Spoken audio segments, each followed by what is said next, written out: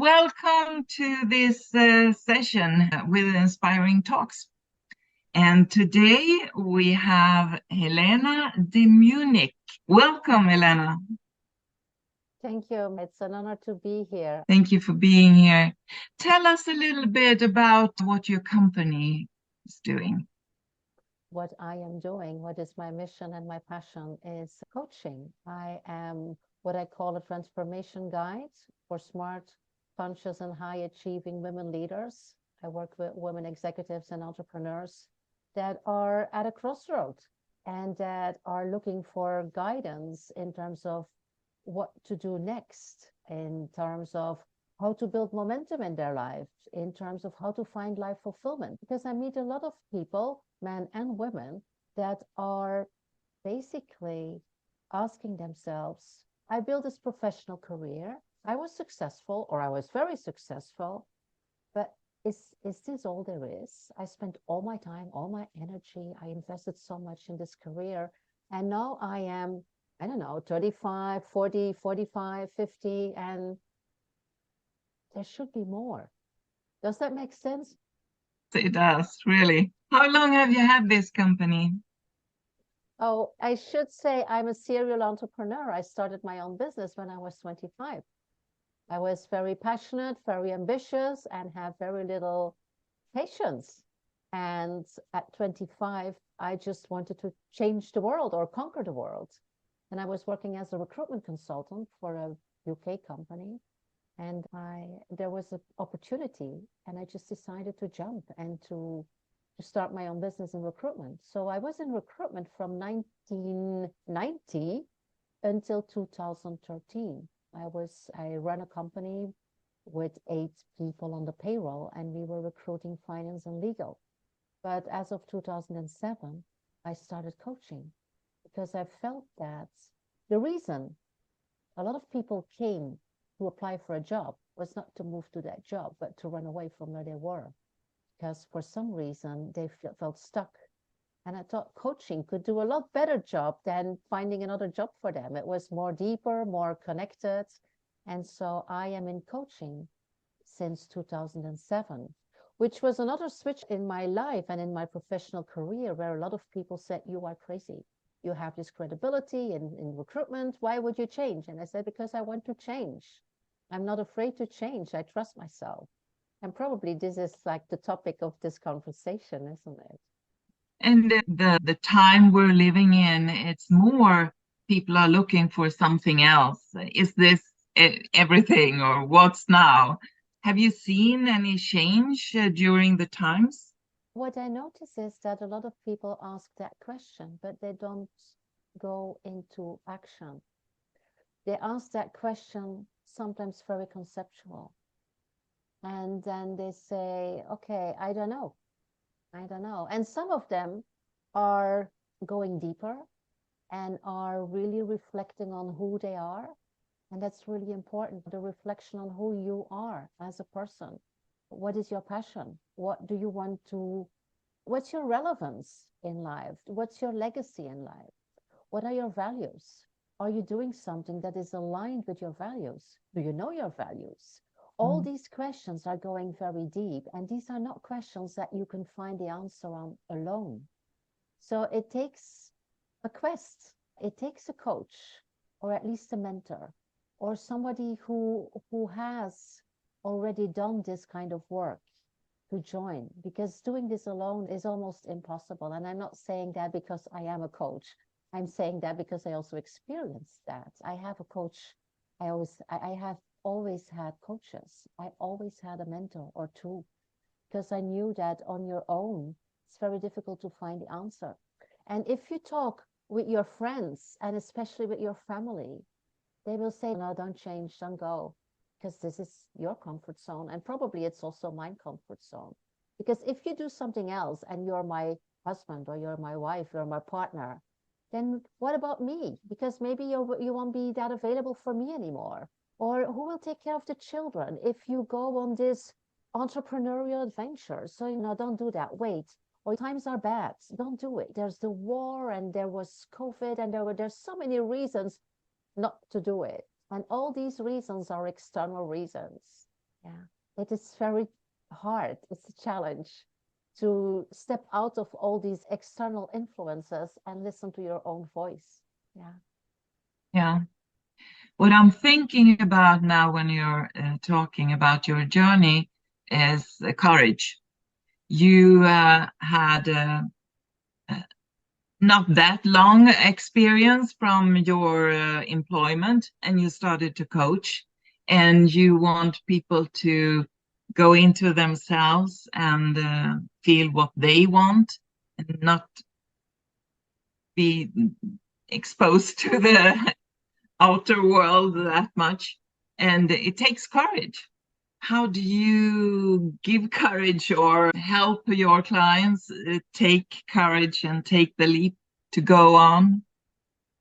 Well, when I started my first business, it wasn't courage, it was boldness. I was very young. I was 25. I had my university degree 3 years before that. The world was my playground. I had no children. I had no mortgage. I had nothing to lose. What could I lose? So I just started my business and it turned out to work well. So this gave me confidence. Yeah. And then I conquered many things. We could be hours here in terms of things that happened to me, like things happen to other people. And maybe actually it's just life happening. It's just how the world is organized. But if you have been able to build that confidence and to build that courage step by step, then the next step is easier. It's when you run the marathon and you start training. You don't start running 3 hours for the first time. So you prepare for that. So you take baby steps and then you build your confidence and you build experience and you build your community, you build a network. People, because when I was young, I could do everything alone. I didn't need any help. I was independent and responsible and I could do my own things and I could solve my own problems. But I learned that the hard way. And there are a lot of situations where things are a lot easier if you ask for help with the right people. So, yes, courage and confidence and community. So, these are 3 C's. Maybe we should find some more C's, but those are things that help you. Those are things that can help you. And especially for women, because as I am a coach focused on women leaders, because we have different challenges and we have biologically, culturally, other challenges than men. And I'm not saying men don't have challenges. Research has shown that women and men asked, if you would be an entrepreneur and you are 3 years from here, what would be your profit or your turnover? That women, by definition, aim a lot lower. The same goes for salary negotiations. The same goes for promotion negotiations. Women need more support. Women need more sponsorship.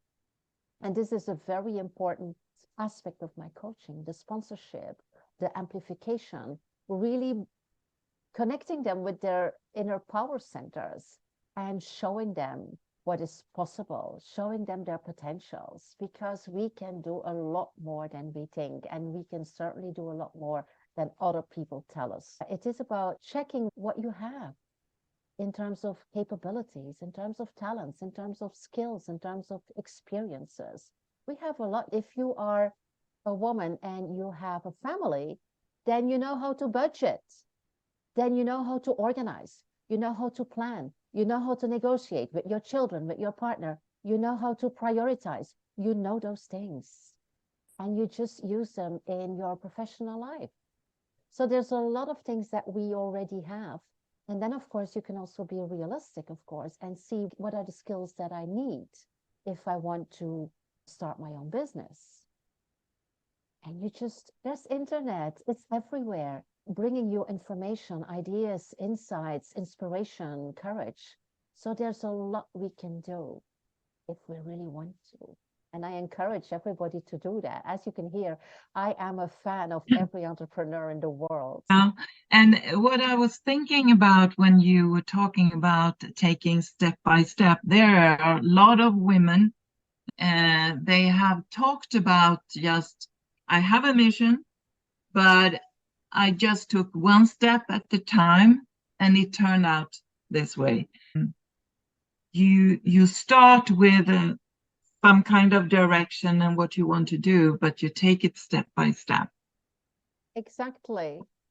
Although I would say there is a moment that you need to accelerate, that you need to really make the leap and say, okay, no, I'm 100% in, I'm all in. Because if you're not, especially if you are doing this and you want to make a living, then it's important that you are 100% in and that you know about finance, about marketing, about sales, your message. So it's really going for the extraordinary results then, because if not, there might be like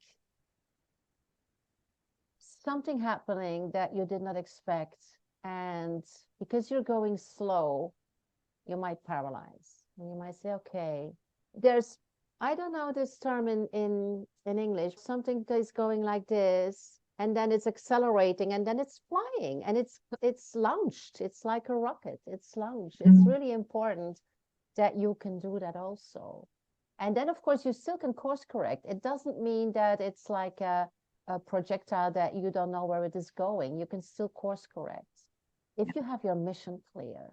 If you have your mission clear and your values, then one day you just accelerate it and you're doing it and you're fully in and you feel that flow and you feel that energy, and other people can feel it too. Because if you start your own business and you don't trust it fully and you don't really believe in it yet, how do you think other people will believe you? How do you think people will buy from you? Actually, this is a lesson I learned from Marissa Murtagroyd. She is an amazing mentor. And she says, progress over perfection. And basically, if you know what you're doing, you only have to be 3 steps. She says one, I'm the prudent one. You only have to be 3 steps ahead. And in the steps you are ahead, in the steps that you can service your clients or your customers, you are all in. It's very important. Yeah.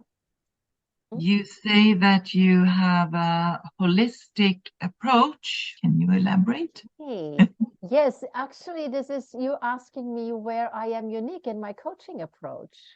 And I am unique in 2 areas. First of all, the holistic approach is basically focusing on the whole person. A lot of coaching is focused on the professional, and I've been there. I've been in leadership coaching, I've been in executive coaching, and we were just picking on that part, that area of improvement of that woman or that man, mainly or mostly, even if it was an executive, suggested by their boss, by their N+1. Karine, you really should improve your delegation skills, or you really should improve your strategic acumen, things like that, or your executive presence.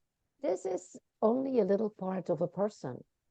If you focus on the whole person, because what happens in a professional life also has an impact in the private life and vice versa. It is not like you can separate these parts. So I always go, and I always start also with self-leadership. This is the most important. This is the fundamentals and the basics. If you cannot lead yourself, don't imagine leading other people in a good way, or don't imagine leading a company or navigating change or navigating disruption. So I am in this aspect, I'm unique because I work with the person. And the second thing is that I work women-centered, and that means that the approach that I have, it will take very long to explain that in detail. So I would invite people who want to learn more about that to go to my website, which is helenademung.com, and read everything there. It is, I'm working on the self-concepts. I'm not working on behaviors. I'm not working on strategies and processes. I'm not working on skills. This is like behaviors and skills might be outcome, changing the behaviors on skills of working on self-concepts, working on values, working on belief systems. So those things are very different, especially since I'm also working with the 3 power centers that we are accessing as women. So basically, the experience you have as a client, as a coachee, is completely different. On top of that, here in the south of Spain, I am living on the top of a mountain and I do retreats. So women can choose to come here for 5 days and really have a very deep immersion in connecting with themselves, connecting with nature, and really benefiting from all the levers that we have here to generate flow, focus, energy, and whatever you need to make that next step. Yeah. Sounds perfect to have a retreat in southern Spain. But and I'm enjoying it every day. I feel very blessed. Yes. Thank you so much for our inspiring talk. And I wish you all the best in the future. And yeah, have a lovely day in Spain. I will. I have a lovely day. I have a lovely life. And I wish all you a very happy life, full of inspiring people and challenges and adventures. And I really hope you make that step. If you have it in your head, connect with people who can help you and support you and make that move. Become an entrepreneur, because that is a place where you can really make a difference in the world. And the world needs your voice. The world needs your courage, and the world needs your service. So just do it.